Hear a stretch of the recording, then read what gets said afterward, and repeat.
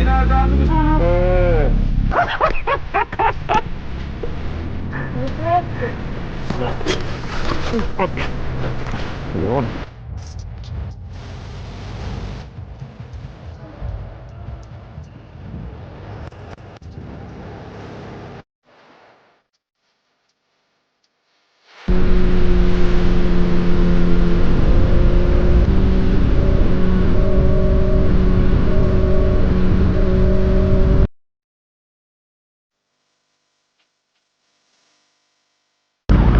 What is up, mga up? It's your boy, Kuya Juicy, and we're back again for another episode of our vlog. Right now, nandito tayo sa studio at kasama natin si Tropang Darwin ulit. Ang gamit niya naman ngayon ay itong SR at sa atin, ito pa rin yung 4R na ginamit natin from last vlog. So, for this episode, ikutin natin yung isang loop dito sa Northern Mindanao. Hindi ko lang itawag sa loop na yun guys. Kung alam nyo, ilalagay ko rito sa video. Pakisabi naman din sa comment section kung anong pangalan ng loop na to. Alam nyo ba na mag-iisang oras na kami nandito sa traffic ng Cagayan de Oro? God damn it. Okay lang sana yung init ng panahon, pero yung init ng makina sa vintage po, grabe. Over 100 na yung temperature nitong motor oh. Hindi naman natin mapalamig kasi sobrang init ng panahon, tapos traffic, so hindi natin mapalamig. Sa wakas, nakahinga-hinga ng konti. Diyos ko, nagpatawali nga kami para umiwas sa traffic. Tapos ganito rin yung pinagsakan. 120 yung temperature eh. Hindi ko mapababa. Hindi mo? Hindi ko mapababa. Hindi, kailangan mo pa hanginan. Eh nga, wala kang pre. Tara ngayon, grabe yung traffic yan. Ba't yan? Nalalaglag. Ano siguro? Natumba. Maluwag eh. Nasa lang tayong lugar? Villanueva. Villanueva. Malayo pa sa loop no? Malapit naman na. Malapit ka sa loop. Nasa Villa na tayo eh. Saan ba tayo liliko? Pag may nakita kang park. Ayun, ano mo doon? 955. Tangina, pangit daanan nun mamaya. Hilas na naman mamaya doon. Wala namang iba. One way or another, katasan pa. Pabalik yung ikot natin. Hindi, ito nga yan. Wala naman yung iba. Bayan ng Villanueva, malapit na siguro. Nakita naman natin yung may nakalagay king wow. Claveria.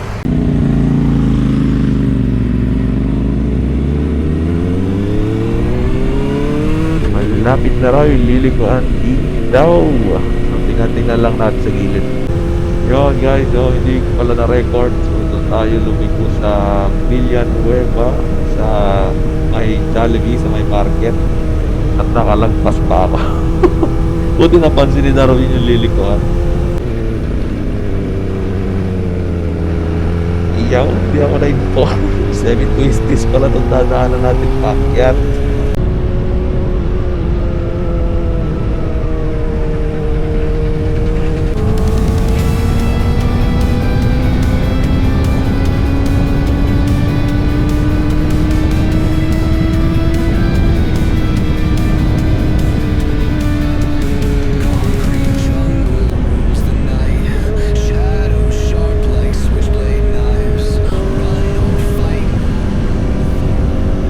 Yun guys, so nag-iiba-iba na ng konti yung ambience dito sa lugar na to, no? Parang nagiging fresh na, hindi katulad kanina yung tingkad ng init talaga yung nararamdaman mo dito, parang may konting fresh air na.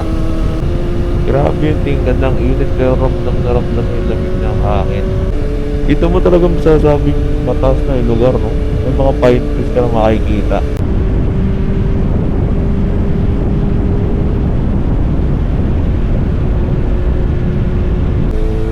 Ang green ang paligid dito guys, napapansin nyo ba? Grabe yung pagka-verde nung parang light green yung kulay ng mga halaman, mga puno, no? Siguro dahil lang din mainit yung panahon, no? Pero tingin ko talaga mag-green eh. Parang light green yung kulay, di katulad kanina medyo dark. Or siguro dahil nga nung mga damo sa paligid, parang lahat may damo eh, no? Guys, nakikita ko ang tagumpay.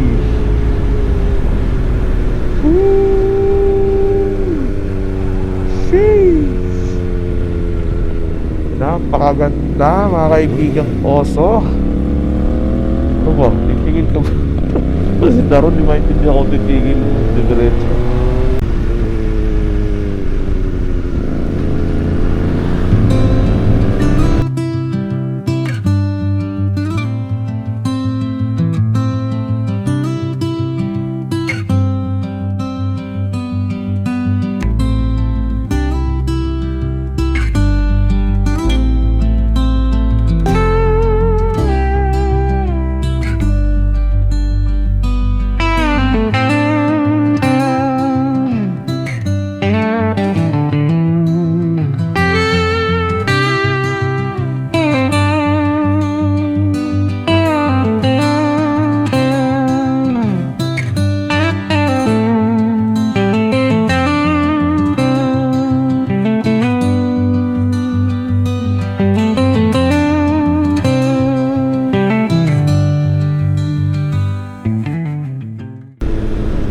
Hindi ng view guys, no?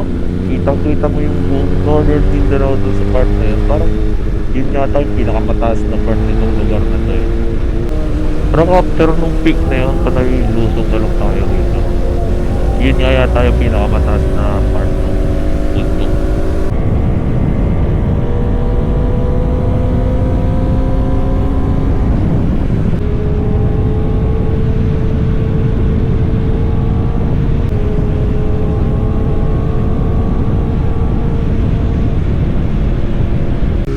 Yun guys, so tinamaan na ng gutom ang dalawang unggoy.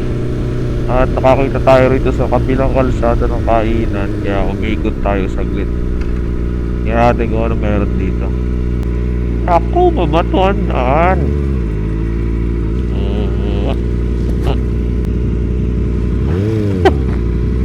Ano ba? Nakatakot eh, baka dumulis yung bike. Kaya dito tayo. Sibatin natin itong dalawang baho-baho. Along the way doon sa binabagtas namin na ruta, naisipan namin kumain muna. At nakita namin tong Hamugaway Cafe and Restaurant. Jackpot yung pagkakatigil namin dito sa restaurant na to kasi napakasinik at napakaganda ng view.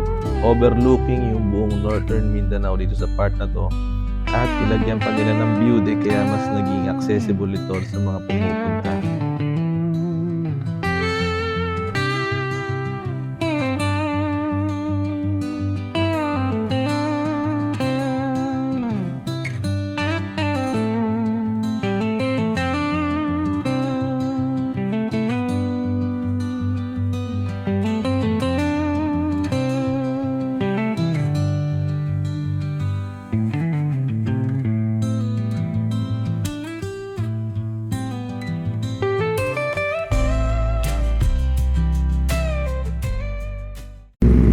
What's up guys, so we are leaving Hamugaway and Resto. What a great place, no? Ganda nung ano nila, ambience dun sa lugar nila. Sarap din ang pagkain. Parang mas lumalamig yung hangin dito. Parang mas malamig pa dun sa kanina. Bawala, hindi na natin flex yung pagkain kasi konti lang naman yung kinain namin kasi ayaw namin antukin dito sa ride na to. Medyo takaling tapat kasi ngayon eh.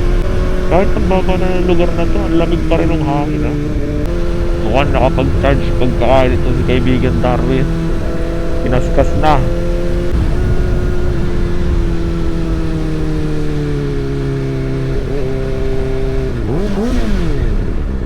Oh, ginagawa mo.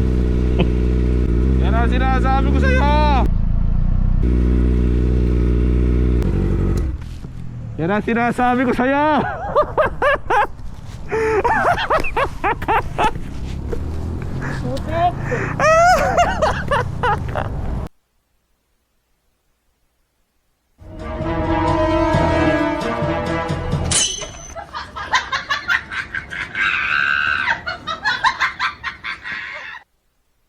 What's natin to? Tragis ka!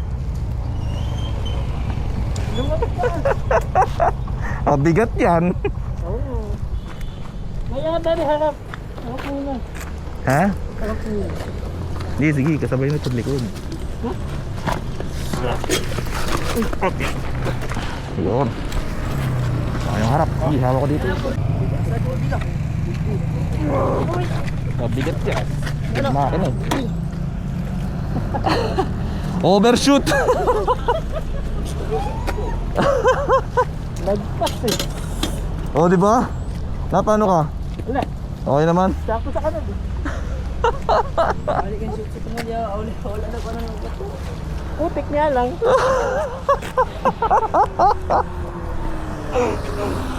Sabi ko na eh, mas-sharp ito eh. Hindi ka pwedeng kumabig dito kasi mabuhangin eh. Lalo kang tawag ko. Buti ka kanan eh. Labas eh. Sakto ka, parang pinarking mo rito.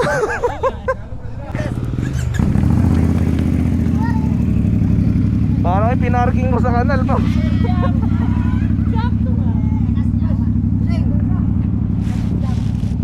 Sige. Overshoot! Halito ka sa atin. Tumatakbo ba to? Ha? Tumatakbo? Ewan ko. Sige. Tumatakbo! Huli cam! Amazing! Sana ulit ka ng putik dun eh. Ginawang pala yung ilalim. Sakto nga dito, gano'n no?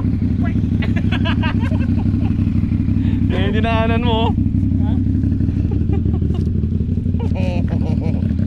Oh, layo ng tinalunan oh.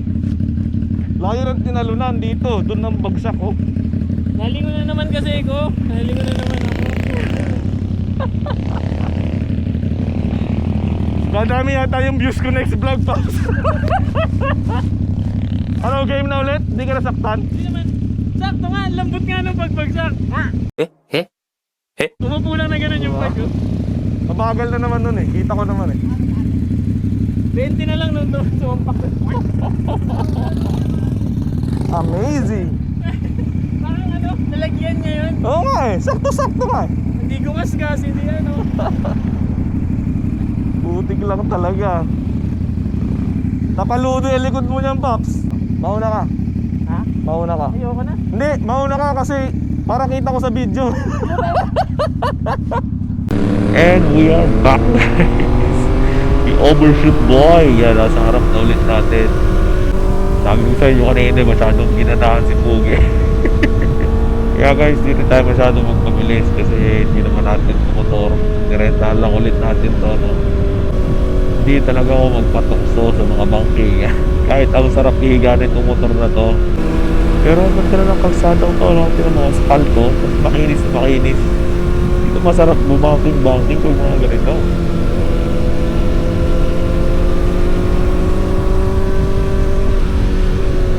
Bagong kalsado ba to? So, may makapanood ditong video natin na taga rito sa bandang Claveria. Bago ba to guys, ng kalsada na to? Ganda eh, makinis na makinis pa eh.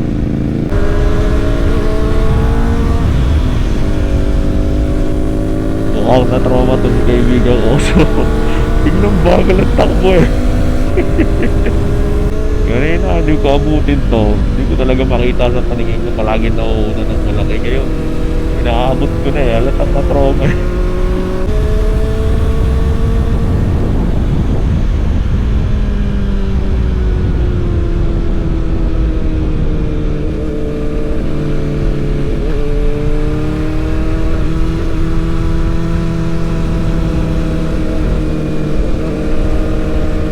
Ganda na kalsada, panis! Eh, biglang ganun. Bigla naging konkreto kung kailan napapasarap. Oh, ganda na ulit yung kalsada guys. Hindi tuloy makabangking ng maayos yung Pugi. May trauma pa sa katawan ko. Ganda ng kalsado, sarap ng likuan ito. Dito maganda mag-practice ng banking. Ang laki ng kalsada oh. Tapos medyo kurbada, sarap higa ng motor. Saan kaya may kalsadong parang ganito sa Southern Luzon guys? Yan yung 4 lanes, tapos ano, ang lapad pa ng gilid. Uy, ano to? Baka may pasyalan dito guys. Pag tumigil si Darwin dito tayo.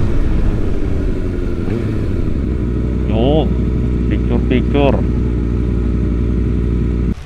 Wow, yan ganda. Tingnan niyo ito mga tanawin na to, guys. Sheesh! Kaya ka pumasok na sa loob?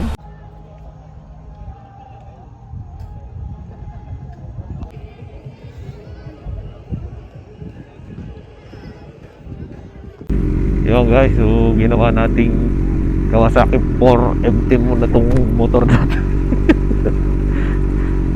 Medyo lubak-lubak dito. Ganda ng view guys, no? Oh. Hindi na tayo masyado nagtagal sa loob kasi parang kulimlim na naman eh. Baka mangyari na naman yung nangyari sa atin last time. Ligo na naman tayo sa ulan.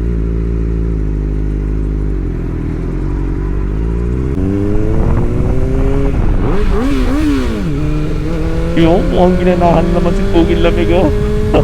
Ataw ka na naman ha, overshoot ka na naman yan mamaya. Pero kidding aside guys, ang ganda ng place na to. Tingnan nyo naman. Sheesh. Maliwalas, ang laki ng kalsada eh. Sarap mag ano dito, ride lang ba. Sigurado yung mga taga rito, binabalik-balikan na palagi. Ganda ang training ground dito sa mga nagpa-practice banking ba.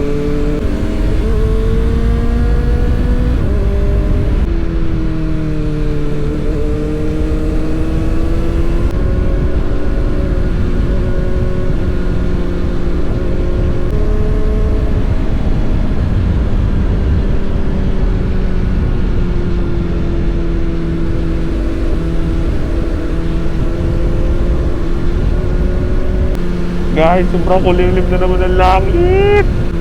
Mukhang katakot-takot na naman itong haharapin natin ito. Bagyo na naman siguro ito. Bali, nakakaramdam na ako ng konting patak-patak guys. Baka wala tayong magagawa, taabutin tayo. Yun guys, so bumalik na tayo. Halfway dun sa loop, ang lakas ng ulan guys. Tsaka parang mas mag-enjoy kami rito sa daan dito kaysa ron kasi Panay City na yon. Sorry guys, di natin na pangatawanan yung sinabi natin na loop kanina, no? Anyway, verdict dun sa kalsada guys, one of the best na nadaanan natin kapag na-ride. Sobrang bihira lang yung mga lubak. Yung haba guys ng kalsada, hindi nakakasawa as in, kasi parang kada dulo nung kalsada may makikita kang magandang view. May view deck ka na pwedeng tigilan from time to time, picture ganyan. Para naman sa motor. You know what it is? Sobrang sakit sa katawan guys, balda pa rin. Pero not like nung una nating ride, no? Mas, pili ko mas nagamay ko na siya ngayon. Anyway, yun na lang muna guys. If you like the video, please leave a like and subscribe sa ating channel. Peace!